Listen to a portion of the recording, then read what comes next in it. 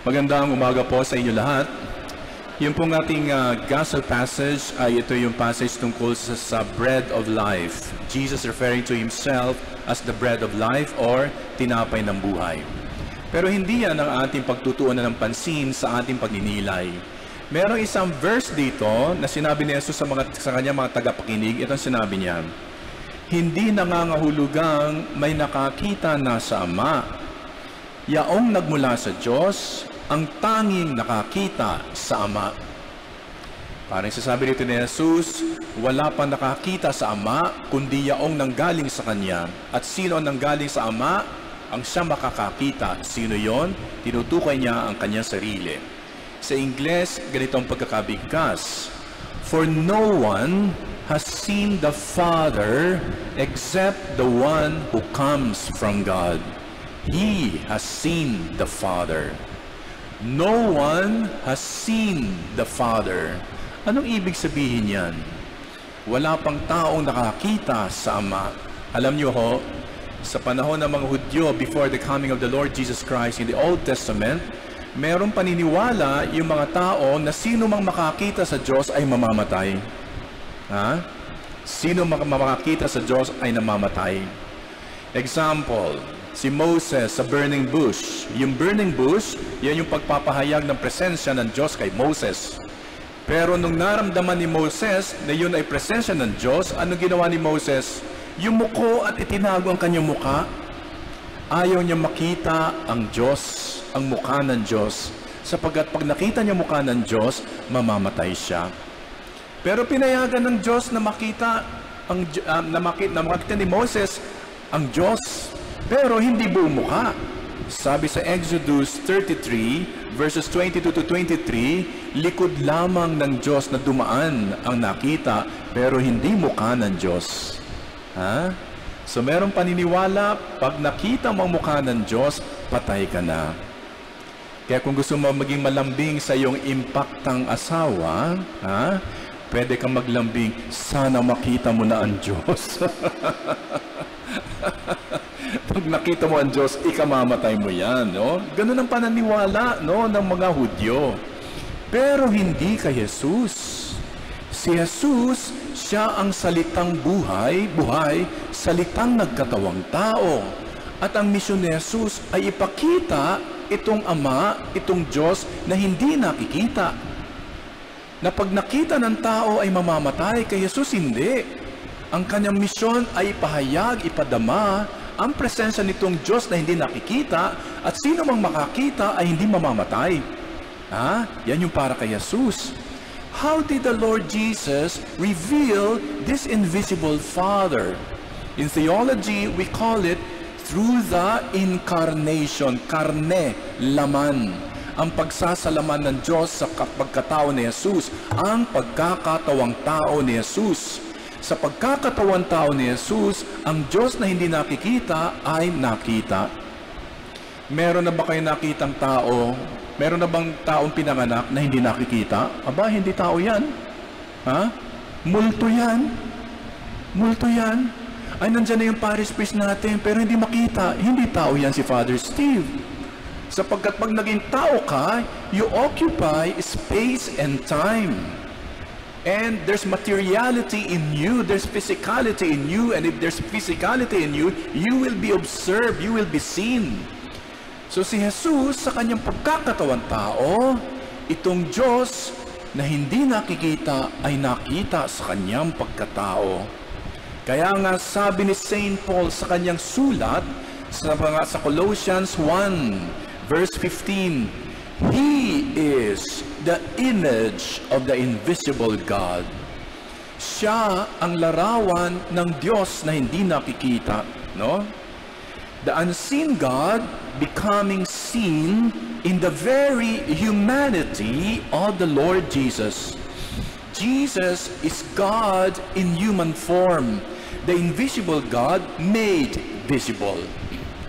Kaya nga ho, pag nagbabasa kayo ng Biblia, at kung gusto nyo makita, ang Diyos na hindi makikita, tingnan nyo si Jesus. Basahin nyo sa Gospel, ang life and ministry of Jesus. Basahin nyo ang buhay at paglilingkod at ministry ni Jesus. Kapag si Jesus ay nagpapagaling ng mga ketongin, ng babaeng dinudugo, o ng mga lumpo, God is revealed as a healing and compassionate God. Kapag nabasa mo sa Biblia na si Jesus ay nakikihalubilo at nakipagsalo-salo sa mga makasalanan, God is shown as merciful and forgiving towards sinners. Kapag nakita mo si Jesus nagpapalaya sa mga demonyo, God is demonstrated as powerful over evil. Kapag nakita mo si Jesus, He saved, ano ba sa Tagalog ang save? Niligtas ang kanyang mga disipulo na nasa bingit ng kamatayan nung binabagyo sila sa Lake Galilee. God is revealed as our protector in times of danger. Kapag nakita mo si Jesus na namamatay sa krus, God's profound love for us is unveiled. Gets nyo ho? Gets nyo? So itong Diyos na hindi dati nakikita, pag tinignan mo si Jesus ngayon, makikita mo kung ano ang Diyos na hindi nakikita. Kapag nagpapatawad si Jesus ng mga makasalanan, ang Diyos na hindi nakikita ay mapagpatawad.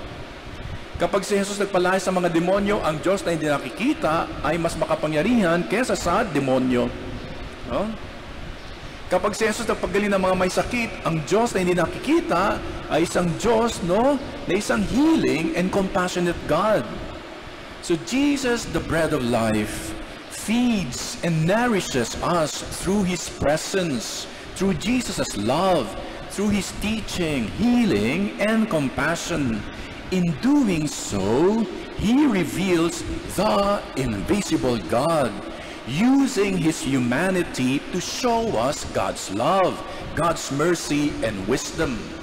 Ginamit ni Jesus ang kanyang pagiging tao upang makita ng sandaigdigan ang kabutihan, ang habag, at ang wisdom ng ating Diyos na hindi nakikita.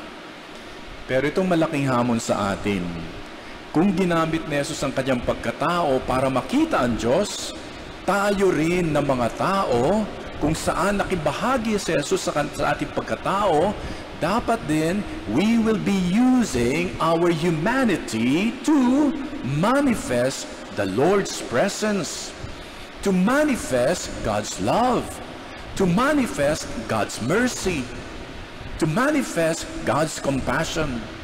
Ibig sabihin ho dyan, kung si Jesus ginamit niya kanyang pagkatao para makita ang Diyos, dapat din daw yung pagkatao natin makita sa atin ang Panginoon. Gets nyo ho? So dapat pag tininan tayo ng tao, ang makikita sa atin ay Diyos. Pag tininan nyo si Father Steve, makikita nyo ang presensya ng Diyos. Tingnan nyo ang katabi nyo. Tingin kayo sa kaliwa. Sige nga, tingin kayo sa kaliwa. Sumunod sa akin, tingin. Tingin kayo sa kaliwa, Sige, sabihin nyo sa katabi nyo, kaibigan, ay lakasan nyo. O, sige ha. Sister, magsalita ka. Tawa ka ng tawa dyan. Para alam mo kung ano mangyayari, O, sige, tingin sa kaliwa. Kaibigan, pag tinitingnan mo ako, nakikita mo ba ang Diyos sa akin? Ano sagot ng katabi mo? Yung isa, nung tanong na nakita mo bang Diyos sa akin, yung mukha niya sabi, grabe naman ang sagot na yan. Gumanong kagad, Diyos ang makikita ko sa iyo, impacta. So dapat daw sa ating mga kilos at gawa, ang makita sa atin ay presensya at pag-ibig ng Diyos. Kahapon po, kasama ko si Bishop, umattend ako ng installation ng bagong Kura Paroko dyan sa San Antonio de Padua Parish sa Riverside. Nasa news po yan na nung yung baha ng Katrina, July 26, 25, something, binaha sila at yung tubig sa loob ng kanilang simbahan ay hanggang dito. Halos umabot na sa Blessed Sacrament. At yung mga pews nila, yung mga upuan naglutangan. May picture po yan sa news, at na TV pa yata yan. So talagang grabe yung baha. At syempre, yung mga Talagang yung mga few weeks na lang yan before installation. Sabi nung pari, lahat kami rito, Bishop, binaha. Pero ito ho, Wednesday dumating ang baha sa aming simbahan. Thursday, nagpadala ang City Hall o ang barangay ng bumbero para linisin yung putik doon sa loob ng simbahan. At pagkatapos na malinis po yung Bishop, sabi nung pare ni Father Adlay, na malinis ng bumbero yung matanggal yung putik, yung pong mga tao nagpuntahan sa simbahan at nag-umpisa kami maglinis. By Friday po, Bishop, malinis ng aming simbahan. Sabi ni Father Adlay, mga biktima ho ng baha yun, Bishop. Eto pa, sabi niya, nandito po ba si Nanay Luring? Sabi ng pare, si Nanay Luring. Kasi si Nanay Luring daw, sabi ng pare, nung pagkatapos ng ito, binaha si Nanay Luring. Binaha siya, binaha. Nung makita si Father, a few days after the storm, a few days after the baha, lumapit kay Father, nag-bless po, Father, welcome po sa aming parokya. At pagkatapos humugod si Nanay Luring at nag-abot ng donation.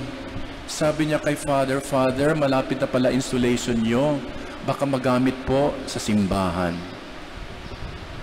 Baka magamit sa simbahan. Sabi ni Father Adlay, binaha po, Bishop, yung bahay nun. Binaha. Pero ayan ho, tumutulong pa sa simbahan sa kabila ng sakuna. Kaya dito po, Bishop, buhay na buhay yung espiritu ng bayanihan, nagtulong-tulong yung mga tao. At si Nanay Luring, kasama dyan. At palagay ko yung kwento ng paring iyon, ay makikita mo kung paanong ginagamit ng mga parishioners na yon ang kanilang pagiging tao upang mabanaagan ang kabutihan, ang pagtulong, ang pakikipagbayanihan ng isang parokya. And I think that beautiful example related by Father Adlay is a good example of how the invisible God is seen in the community when we use our humanity to manifest God's goodness, God's kindness, God's generosity. So my dear friends, today this gospel passage is inviting all of you. Ay, Tagalog pala. Tagalog pala.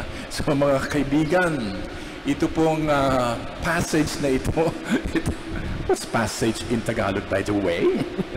Itong gospel passage na ito. Itong gospel passage na ito ay inaanyayahan kayo na gamitin nyo ang inyong pagiging tao para magpasabog ng presensya ng Diyos, ng kabutihan ng Diyos, ng pag-ibig ng Diyos. Sana nga, sa sunod na tanungin ko kayo, tingin sa kaliwa, nakikita mo ba ang Diyos sa akin?